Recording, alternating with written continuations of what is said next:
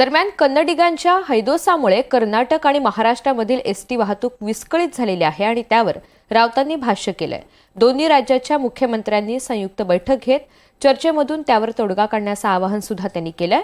तर उपमुख्यमंत्री एकनाथ शिंदे यांच्याकडे याविषयीची जबाबदारी असताना अटकेच्या भीतीनं ते बेळगावमध्ये जात नसल्याचा आरोप राऊतांनी केला।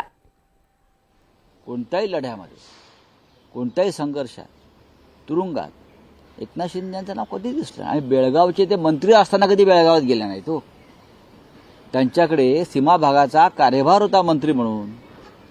तेव्हा जर जे गृहस्थ त्या भागात गेले नाहीत त्याच्याकडून तुम्ही काय अपेक्षा करता? मुख्यमंत्री असतानाही गेले नाहीत आणि त्याआधी माननीय उद्धव ठाकरे साहेबांच्या मंत्रिमंडळात असताना त्यांच्याकडे सीमा प्रश्नाचा आणि सीमा भागाचा विशेष कार्यभार होता, तेव्हाही गेले नाहीत, कारण त्यांना अटकेची भीती वाटत होती त्यावेळेला।